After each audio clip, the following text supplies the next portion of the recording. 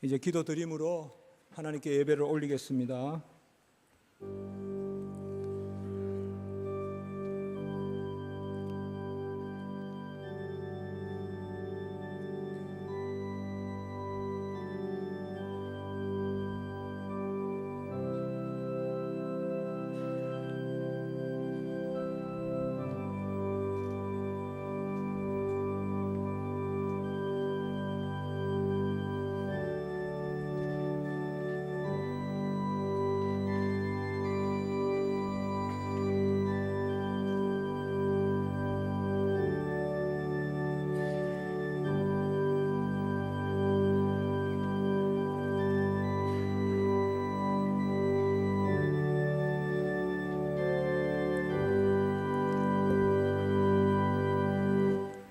여호와여, 내가 주께 피하오니 주의 의로 나를 건지시며 나를 풀어주시며 주의 길을 내게 기울이사 나를 구원하소서.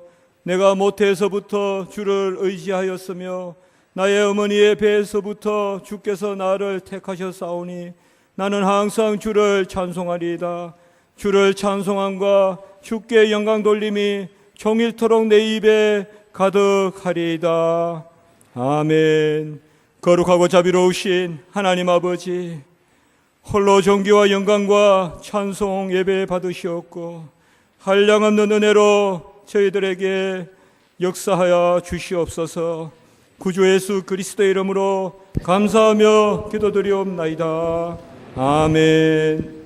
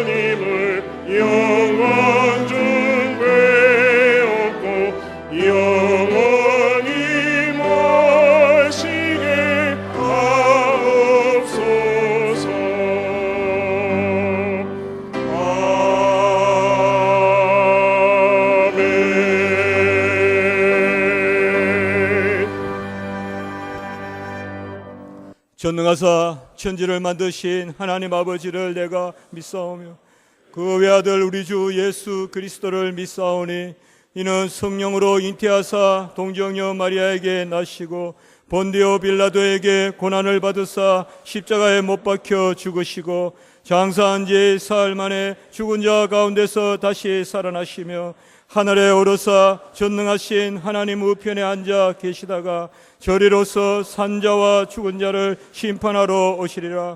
성령을 믿사오며 거룩한 공회와 성도가 서로 교통하는 것과 죄를 사하여 주시는 것과 몸이 다시 사는 것과 영원히 사는 것을 믿사옵나이다. 아멘.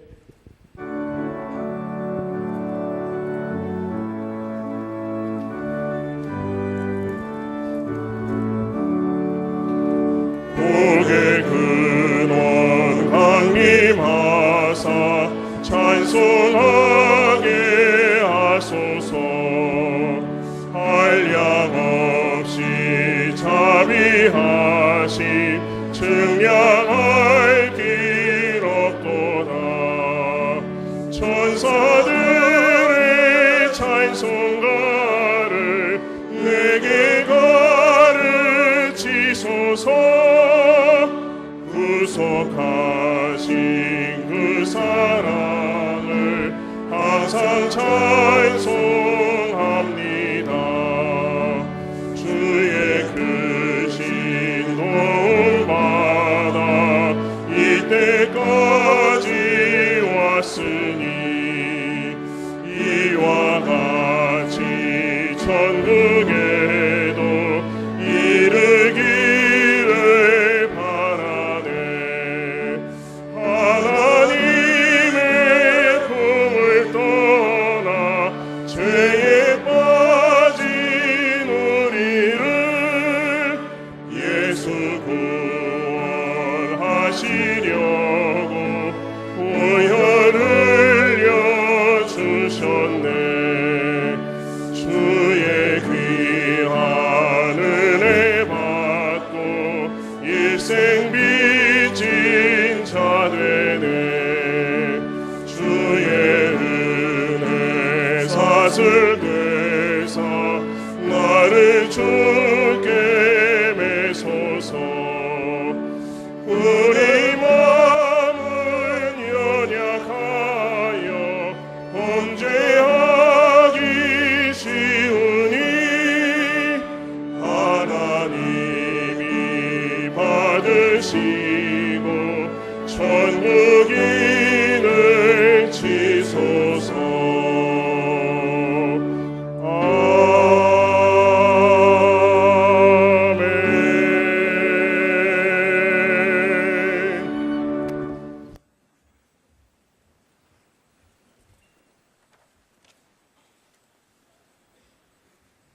좋으신 아버지 하나님, 하나님 은혜에 감사를 드립니다. 얼어붙었던 겨울이 지나고 봄을 알리는 온기 섞인 바람 속에서 하나님을 느낍니다. 온 만물을 창조하시고 운행하시며 그 가운데에 역사를 일구어 가시는 하나님을 찬양합니다.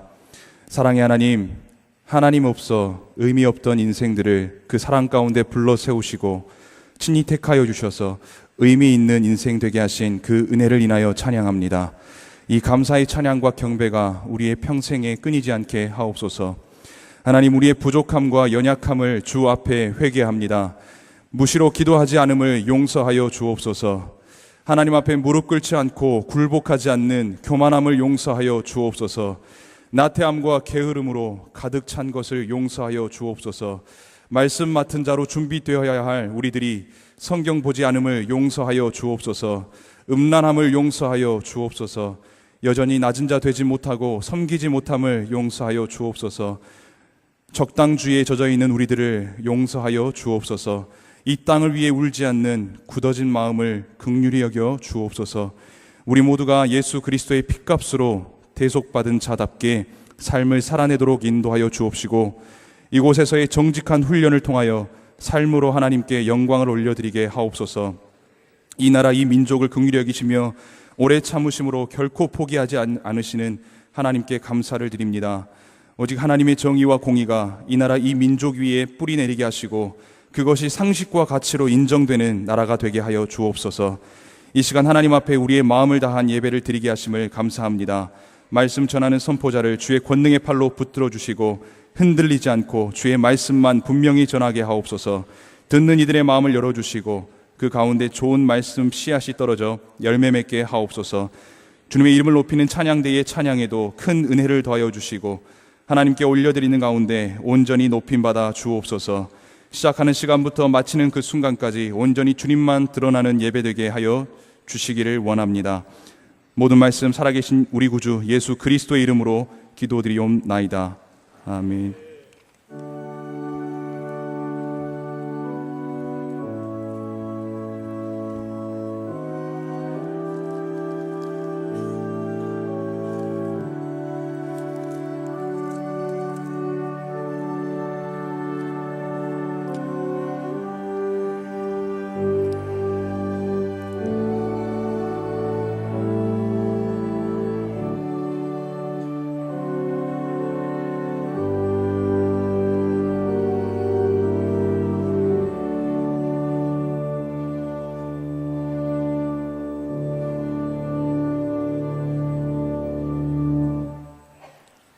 이 시간 내려주시는 하나님의 귀한 말씀은 마태복음 14장 22절로 33절입니다.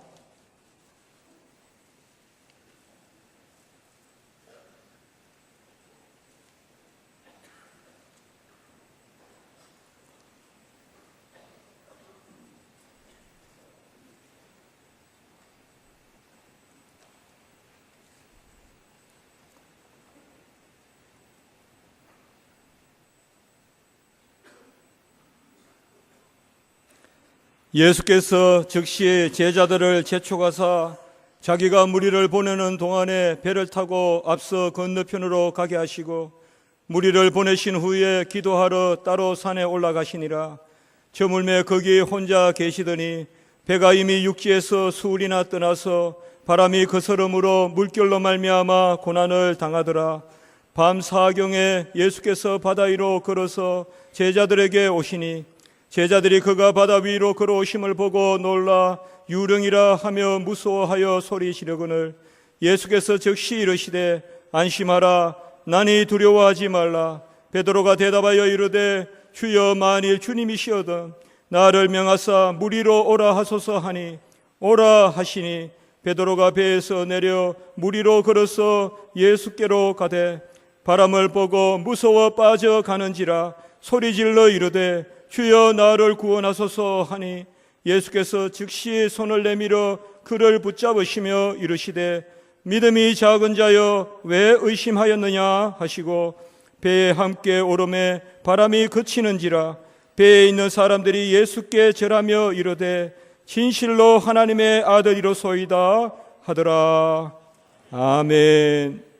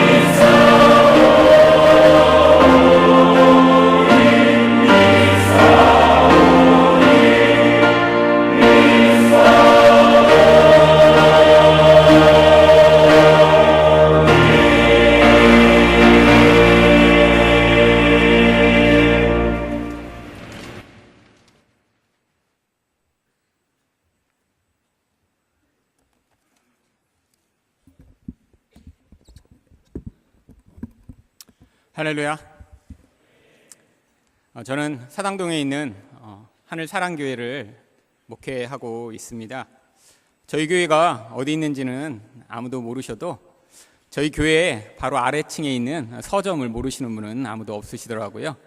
저희 교회는 솔로몬 서점 4층에 지금 위치하고 있습니다.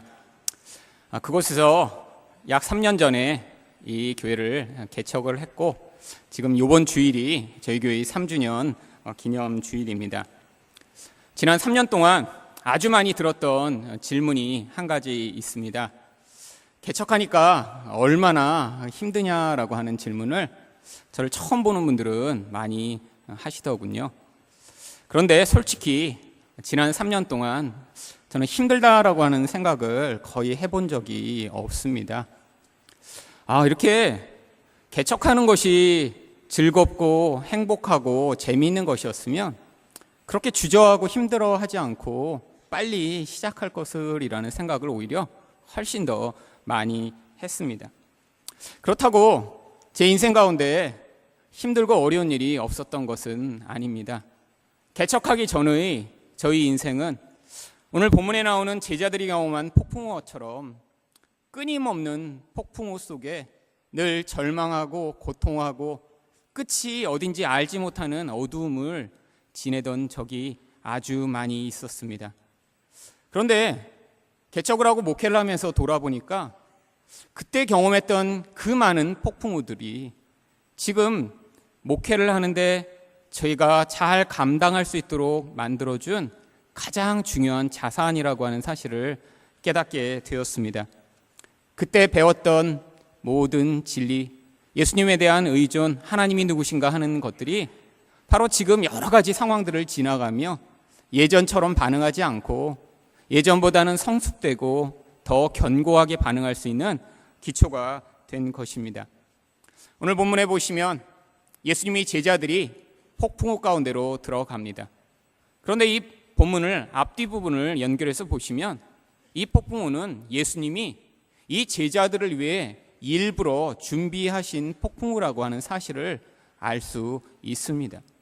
예수님이 이 제자들을 그 바다 가운데로 가도록 명령하셨고요. 또한 예수님이 이 제자들에게 오셔서 배에 타시자마자 그 폭풍우는 멈춰집니다. 그러니까 이 폭풍이 우연히 벌어진 사건이 아니라 예수님이 어떤 목적을 위해 이 제자들의 인생 가운데 주신 그런 폭풍우라고 하는 사실을 알 수 있습니다. 그럼 예수님은 왜 이 제자들을 이 폭풍우 가운데로 인도하셔서 그들이 그곳에서 도대체 무엇을 배우기를 원하신 것일까요? 예수님은 바로 이 제자들이 이 폭풍우를 통해 자신이 구약이 약속하던 하나님이심을 배우기를 원하셨습니다. 그럼 예수님은 이 폭풍우를 통해 자신이 그 구약이 약속하던 하나님이 되심을 어떻게 증거하셨나요? 첫 번째로 바다를 밟으심으로 증거하셨습니다. 25절 말씀을 보겠습니다. 밤 사경에 예수께서 바다 위로 걸어서 제자들에게 오시니. 저는 예전부터 이 본문을 보면서 늘 의아하게 생각을 했습니다. 아니, 이 깜깜한 바다에 이 폭풍우가 이렇게 크게 몰아치고 있는 이 바다를 걸어오시면 예수님이 이 옷이 다 젖고 얼마나 힘드셨을 텐데 왜 걸어오셨을까? 요즘 슈퍼 영웅들은 다 하늘을 납니다. 슈퍼맨도 날고요, 아이언맨도 다 날죠. 우리 예수님도 이렇게 멋지게 이 바다 위를 이렇게 날아서 제자들을 구원하러 오셨으면 얼마나 더 멋지셨을 텐데 폭풍우 치는 바다 위를 걸어오시는 예수님을 한번 생각해 보세요. 물속에 들어갔다가 나왔다가 파도가 칠 때마다 몸에 물이 젖는 그런 상황을 지나며 지금 예수님이 이 제자들에게 다가오고 계신 것입니다. 왜 예수님은 하늘을 이렇게 날아오시지 않고 이 바다 위를 걸어오신 것일까요?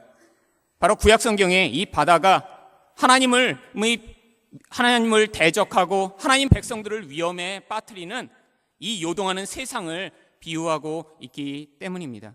그래서 구약에서 하나님이 약속의 말씀을 주십니다. 예를 들어 시편 89편 9절과 같은 곳에서는 주께서 바다의 파도를 다스리시며 그 파도가 일어날 때에 잔잔하게 하시나이다. 하나님이 이 세상의 이 요동하는 모든 것들을 잠잠케 하시는 그런 하나님이 되심을 이야기하며 앞으로 이런 온 세상을 다스릴 그런 메시아가 오게 될 것이라고 약속하고 있는 것입니다. 그런데 이 바다가 왜 이렇게 요동하는 것이죠? 구약 성경에는 이 바다 가운데 살고 있는 어떤 존재가 이 바다를 이렇게 요동케 하고 사람들을 위협에 빠뜨리고 있다라고 이야기를 합니다. 그 존재의 이름은 레비아탄이라고도 하고요. 혹은 어느 곳에서는 용이라고도 번역되고 있는 존재죠. 그런데 앞으로 메시아가 오시면 어떤 일이 벌어질 것인가에 대해 시편 74편 13절은 주께서 주의 능력으로 바다를 나누시고 물 가운데 용들의 머리를 깨뜨리신다라고 이야기를 합니다. 결국 이 세상 가운데 마귀적 영향력이며 이 모든 악한 영향력의 그 근원이 되는 것을 메시아가 오시면 다 깨뜨리시고 밟으셔서 우리 하나님이 이 온 세상을 다스리고 통치하시는 분이심을 보여주시겠다라고 약속하고 있는 것입니다. 지금 이 요동하고 있는 이 갈릴리 바다 가운데 예수님이 그 바다를 밟고 오신 이유는 바로 내가 그 구약이 약속하던 이 바다를 잠잠케 하는 그 약속된 메시아임을 예수님이 보여주시고자 바다를 짓밟고 오신 것이죠. 인생 가운데 폭풍우를 경험할 때 우리는 왜 그때 마음이 상하고 두려움에 빠지게 되나요? 하나님이 이 모든 상황을 다스리시고 통치하신다라고 하는 믿음을 갖지 못하기 때문입니다. 사람이 내 인생을 파괴할 것 같고 내가 처한 이 상황이 나의 인생을 망가뜨릴 것 같은 그런 두려움에 사로잡히며 그때 이 제자들처럼 죽음을 두려워하는 그런 상황에 처하게 되죠. 그런데 인생 가운데 하나님이 이렇게 폭풍의 과정을 지나가게 만드시는 중요한 이유가 이 과정을 통해 이 예수님이 우리 인생을 다스리시고 이 폭풍우를 잠잠케 하실 수 있는 하나님이 되심을 믿도록 하고자 하시는 것입니다.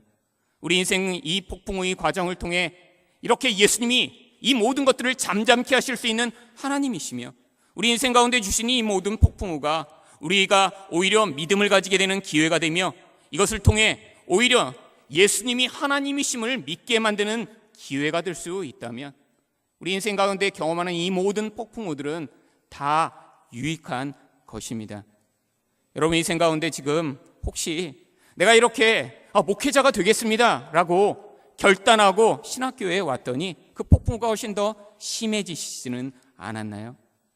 목회의 길에 걸어서면 더 하나님의 능력과 은혜가 인생 가운데 부어져서 돈 걱정도 없고 이전에 힘들어하던 문제들도 다 해결되며 승승장구 모든 길이 열릴 줄 알았는데 오히려 목회자의 길로 들어선 이후에 더 많은 바람과 더 많은 물결에 고통하며 낙심케 되는 경우들이 많이 있습니다. 그런데 이것이 당연하다라는 것입니다. 여러분 예수님을 따르던 많은 사람들이 있었는데 예수님은 특별히 그의 제자들만을 택하셔서 이 폭풍의 바다로 들어가게 하신 것입니다. 왜? 이들이 이 폭풍우를 지나가며 이들이 거기에서 배워야 할 그런 믿음이 필요하기 때문이죠. 여러분 인생 가운데 불어닥치는 이 강한 바람을 통해 세상이 악하구나, 돈은 정말로 강력하구나, 이렇게 힘 있는 어떤 사람을 아는 것이 중요하구나 라고 하는 그런 세상적 의존의 수단을 다 버리시고 이 모든 상황을 통치하시고 다스리시는 우리 예수님이 참 하나님이시며 그분의 통치 아래 이 모든 것들이 다스리고 있음을 믿는 그 믿음을 배우는 여러분이 되시기를 축원드립니다. 두 번째로 예수님은 자신이 하나님이심을 어떻게 증거하셨나요? 지나가려 하심으로 증거하셨습니다. 오늘 마태복음에는 나오지 않지만 병행 본문인 마가복음 6장 48절에는 이런 구절이 있습니다. 바람이 거스름으로 제자들이 힘겹게 노젓는 것을 보시고 밤 사경쯤에 바다 위로 걸어서 그들에게 오사 지나가려고 하시매. 예수님이 지금 제자들을 구하러 오신 것 아닌가요? 그런데 왜 예수님이 지나가 버리려고 하신 것이죠? 헬라어로 지나가려고 하시면은 에슬렘 파렐세인이라고 하는 단어를 번역한 것입니다. 좀 더 해석을 덧붙여 번역하면 예수님이 지나가려고 의도하셨다라고 하는 뜻이죠. 예수님이 오다가 그냥 지나가려신 것이 아니라 이미 오실 때부터 이 제자들을 내가 이렇게 지나가야겠다라고 하는 의도를 가지고 제자들을 찾아오셨다라고 하는 것이에요.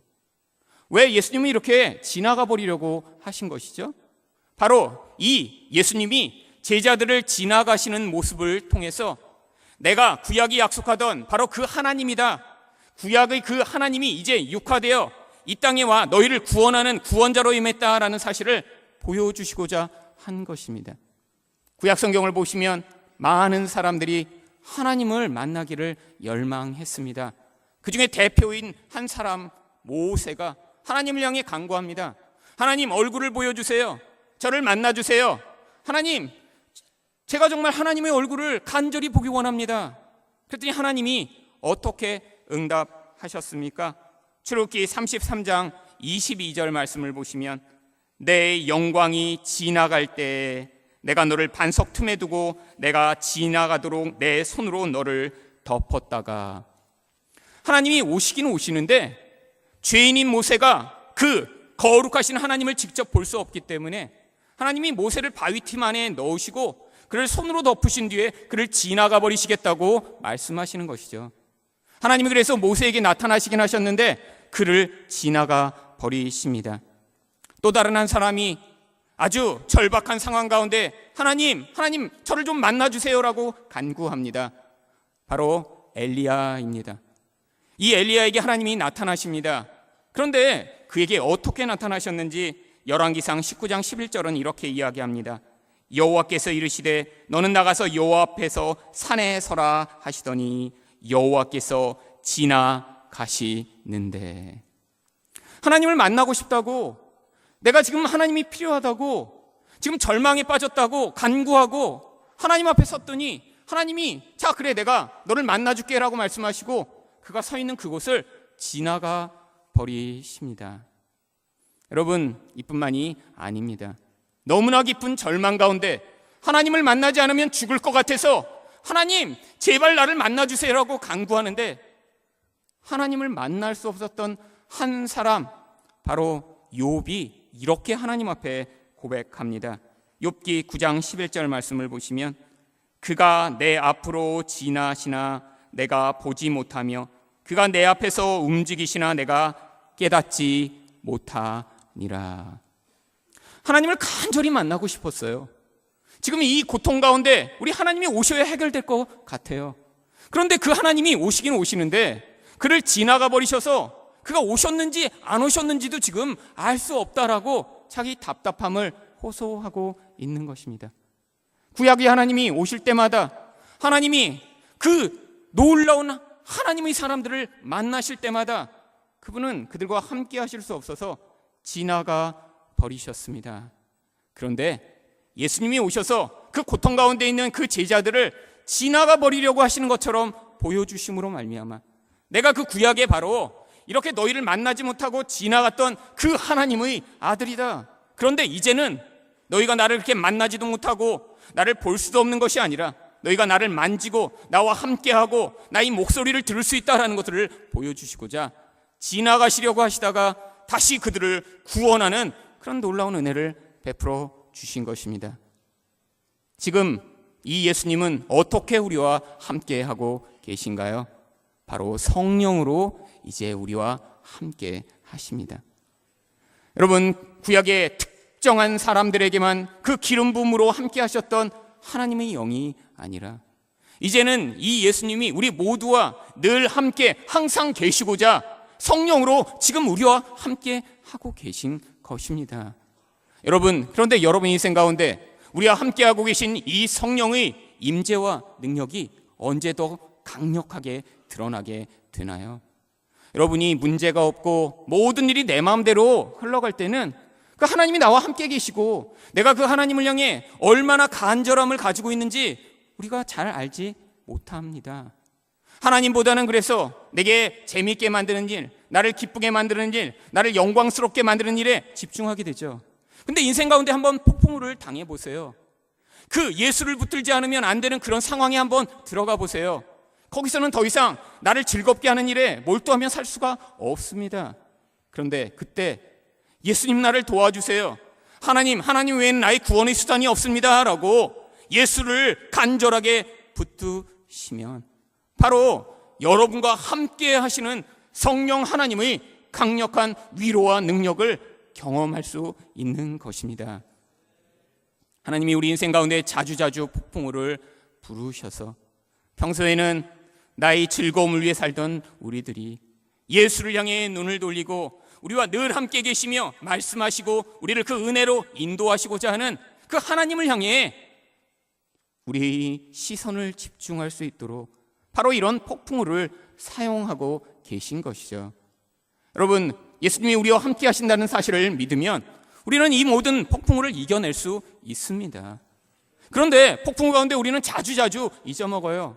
하나님이 나를 보고 계시고 하나님이 나를 지켜주실 것이며 나의 인생을 향한 목적과 계획을 가지고 계시다는 사실을 잊어버리기 때문에 하나님은 이런 폭풍우를 통해 내가 너를 지키고 있다, 내가 너가 죽지 아니하도록 보호한다, 너 인생 가운데 나의 은혜로 너를 붙들어내어 결국 네가 믿음을 배우고 나를 참된 하나님이며 구원자로 받아들이게 되면 너를 통해 이룰 목적과 계획이 있다는 사실들을 우리에게 가르쳐 주시고자 하는 것입니다. 마지막으로 예수님은 자신이 하나님이심을 어떻게 증거하셨나요? 하나님의 이름을 통해 증거하셨습니다. 오늘 본문 27절 말씀을 보시면 예수님이 제자들에게 오셨을 때 이렇게 말씀하십니다. 예수께서 즉시 이르시되 안심하라, 나니 두려워하지 말라. 물론 나야 라고 이야기하신 것이죠. 하지만 여기서 특별히 이 나다라고 하는 이 표현은 성경에서 자주 예수님이 자기 계시를 할 때 표현하신 에고 에이미라고 하는 강조적인 단어입니다. 그냥 에이미라고만 말씀하시면 되는데 바로 나야 라고 얘기하시는 이 에고 에이미라고 왜 말씀하신 것일까요? 여러분, 신약에서 이 에고 에이미는 바로 구약 출애굽기 3장 14절에 나오는 하나님이 자기 이름을 계시하신 바로 내가 스스로 있는 자다라고 하는 그 말씀을 헬라어로 바꾼 것입니다. 구약에서 모세가 하나님을 향해 하나님, 이 이스라엘 백성에게 하나님이 누구시라고 이야기하죠? 그때 하나님이 이렇게 말씀하십니다. 바로 내가 스스로 있는 자다. 여러분, 이 스스로 있는다는 것이 무슨 뜻인가요? 하나님이 항상 계시고 하나님은 변함이 없으신 분이라는 사실입니다. 하나님은 처음도 없고 끝도 없고 늘 계시며 하나님 백성과 함께 하고 계시다라는 사실을 지금 말씀하고 계신 거예요. 고난 가운데 있는 이스라엘 백성과 하나님이 늘 함께 계셨고 미래에도 함께 계실 것이라는 사실을 말씀하고 있는 것입니다. 예수님이 지금 제자들에게 그 이야기를 해주고 계신 거예요. 하나님이 이 스스로 있는 자라고 그 의미에서 나온 이 여호와라는 이름을 통해 하나님이 얼마나 강하신 분이신가, 얼마나 하나님 백성과 맺은 언약을 지키기에 신실하신 분이신가를 보여주셨듯이 바로 내가 너희와 함께 있으며 너희를 지키며 언약을 이루어 반드시 내가 약속한 것들을 이루어내겠다라고 나야라고 지금 제자들에게 말씀하고 계신 것입니다. 여러분, 이 제자들에게 이렇게 폭풍우가 불어오자 이 제자들이 그것을 통해 바로 이전에 그들이 알지 못했던 이 예수님이 어떤 하나님이신지를 지금 발견하게 된 것입니다. 여러분 사역을 하시다 보면 어떤 일들을 깨닫게 되시나요? 여러분이 이곳에서 정말 우리 하나님이 이 세상을 다스리시고 또 예수님이 우리 구원자라는 사실을 배우긴 배우시는데 세상을 살아가는 많은 사람들은 그것을 머리로만 알고 있죠. 실제 삶의 반응과 실제 결정에 있어서는 자기가 알고 있는 대로 결정하고 행동하지 않습니다. 교회에 다니고 있지만 여전히 그들의 신은 돈이고 여전히 그 돈의 영향력에 따라 결정하고 그들이 얻고자 하는 명예를 따라 그들은 결정하며 그것을 자기 주인으로 섬기고 있는 사람들이 대부분입니다. 여러분, 그런데 여러분은 그렇지 않으신가요? 여러분이 삶에서 실제적으로 여러분이 두려워하고 여러분이 걱정하고 여러분이 정말 요동하고 있는 그 문제의 핵심 가운데 무엇이 있나요? 내가 돈만 조금 더 많이 있었으면, 내가 이런 능력을 가져서 이런 큰 교회나 유학을 가는데 아무 부족함이 없었으면. 여러분, 지금 예수 그리스도를 의존하고 믿고 계신 것이 아니라 여러분이 가지고 있는 능력이나 힘을 의존하여 그것으로 여러분 미래를 바꾸고 내고자 하는 세상 사람과 똑같은 우상 숭배를 하고 있는 것입니다. 그런데 하나님이 여러분 인생 가운데 이런 바람을 부르심으로 여러분이 진짜 의존하고 있던 그 가짜 구원자들을 다 바다에 빠뜨리고, 그리고 그 자리에서 우리 예수님이 참 하나님이 되심을 믿기를 원하고 계신 것입니다. 여러분, 제자들이 경험한 이 폭풍우는 두 번째 그들이 만난 폭풍우입니다. 마태복음 8장에 보시면 제자들은 이미 한 번의 폭풍우를 경험합니다. 그런데 이 두 폭풍우의 차이가 무엇인가요? 첫 번 경험한 폭풍우는 예수님이 그들과 함께 계셨습니다. 그런데 이 폭풍이 불자 제자들이 두려움에 사로잡힙니다. 예수님을, 주무시는 예수님을 깨우며 우리가 죽게 된 것을 돌아보지 아니하시나이까? 라고 벌벌벌 떱니다. 예수님이 일어나셔서 바람과 바다를 말씀으로 잠잠하게 하세요. 바람과 바다야 잔잔하라고 했더니 바람과 바다가 잔잔해져 버립니다. 그때 제자들이 어떻게 반응했나요? 마태복음 8장 27절을 보시면 그 제자들이 이렇게 이야기를 합니다. 그 사람들이 놀랍게 여겨 이르되 이가 어떠한 사람이기에 바람과 바다도 순종하는가. 예수님이 기적을 행하시는 것들을 이전에 봤어요. 예수님을 메시아로 믿겠다고 예수님을 지금 따라다니고 있는 제자들입니다. 그런데 바람과 바다가 잔잔하게 되는 걸 보더니 이분이 누구셔? 이분이 도대체 누구길래 바람과 바다를 잔잔케 하셔? 함께 있었던 예수님의 실체를 지금 알지 못하고 있는 것이죠. 그런데 얼마 후에 닥친 이 폭풍우에서는 예수님이 그들과 함께 계시지 않아요. 예수님은 따로 기도하러 가셔서 멀리서 고통하고 있는 제자들을 바라보고 계셨습니다. 제자들 혼자 거기서 고통해요. 죽음의 공포에 사로잡힙니다. 그런데 예수님이 오시더니 그 바람과 바다가 잠잠게 되는 거예요. 그때 제자들이 어떻게 반응했는지 오늘 본문 32절과 33절이 이렇게 이야기합니다. 배에 함께 오름에 바람이 그치는지라 배에 있는 사람들이 예수께 절하며 이르되 진실로 하나님의 아들이로소이다. 여러분, 하나님이 나와 함께 계신 것 같지 않은 그 상황, 우리 인생 가운데 자주 경험하는 일입니다. 평신도 때는 하나님이 나와 늘 함께 계시는 것 같았어요. 기도할 때마다 눈물이 흐르고 말씀에 대한 열정이 안에 가득하고 내가 예수를 위해 죽을 수도 있겠다 그런 생각을 하게 된 적이 있었습니다. 여러분 가운데 그런 감동과 은혜가 있었으니까 지금 이 자리까지 오신 것 아닌가요? 그런데 오히려 신학대학원에 들어와 공부를 시작했더니 영성이 사라지는 것 같습니다. 들어올 때는 뜨거웠는데 그래서 나갈 때는 냉랭해져 나간다라고 이야기를 해요. 여러분, 그런데 이런 상황이 되면 사람들이 대부분 어떻게 생각하죠? 주변에 원인을 찾습니다. 이 학교가 지금 영성이 없어서 내가 이렇게 은혜가 다 떨어진 거야. 내가 잘못 배워서 그런 거야. 아니요. 여러분, 그게 원래 정상적인 신앙의 여정이라는 거예요. 맨 처음 우리가 은혜를 받았을 때는 뜨거움이 있습니다. 그런데 그 뜨거움이 감각적 뜨거움이에요. 우리가 뜨겁지만 본질이 진리 안에 뿌리를 받고 있지 못하기 때문에 상황이 요동하면 또 금방 식게 됩니다. 그런데 그 뜨거움의 감각적 시간이 지나가고 나면 이제 진리가 내화되는 시간이 필요한 거예요. 그래서 냉랭해져 버리는 것처럼 보이는 것입니다. 그리고 하나님이 예전엔 함께 계신 것 같았는데 나와 함께 하시지 않는 것처럼 느껴지는 거예요. 그런데 인생 가운데 폭풍우가 불어닥칩니다. 거기에서 요동하게 돼요. 두려움에 사로잡혀요. 하나님이 어디 계신가? 예전에는 믿음이 있는 줄 알았는데 믿음이 얼마나 없는가가 폭로되는 것이죠. 그런데 하나님이 바로 그런 과정을 통해 우리가 진짜 믿고 있던 것, 우리가 근본 안에서 의존하고 있던 그 실체가 무엇인가 드러내시며 거기에서 우리가 진짜 믿어야 사는 예수 그리스도가 하나님의 아들이며 유일한 구원자가 되심을 우리에게 가르쳐 주시고자 하는 것입니다. 여러분 인생 내내 하나님의 임재가 더 뜨거워지며 마치 우리가 모든 삶에서 그 임재 안에 살아가는 그런 놀라운 은혜가 있다면 정말 좋겠지만 인생 가운데 많은 경우에 이렇게 버림을 당하고 고난 가운데 방치되며 하나님이 개입하시지 않는 것 같은 상황을 지나가는 것이 우리 인생입니다. 그런데 예수님의 제자들도 똑같은 과정을 지나갔습니다. 여러분 사도행전을 한번 펼쳐보세요. 사도행전 4장에서 놀라운 기적을 행하고 수없이 많은 사람들에게 복음을 전하고 났는데 당장 베드로와 요한과 제자들이 종교회의 앞에 붙잡혀가 생명의 위협을 당합니다. 아니 이렇게 놀라운 사역적 결과가 나타났는데 지금 예수님을 죽인 그 무리들 앞에서 지금 위협을 당하고 있는 상황이에요.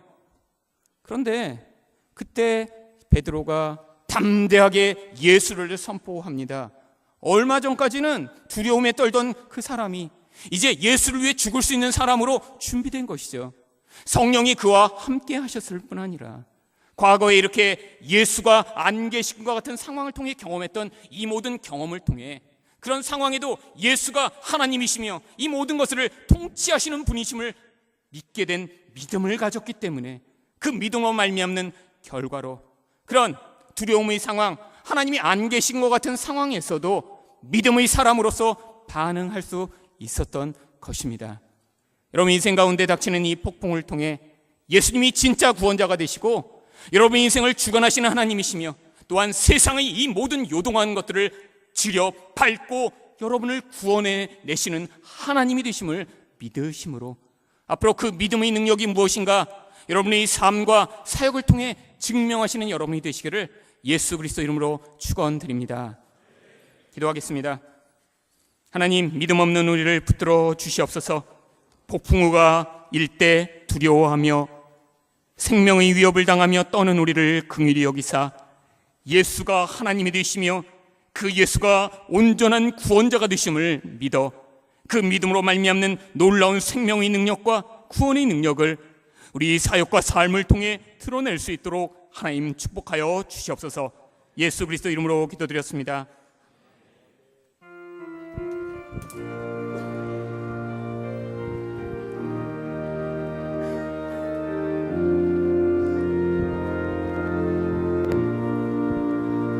위에 계신 나의 친구 그의 사랑 지극하다 이는 예수 그리스도 나의 구주 나의 친구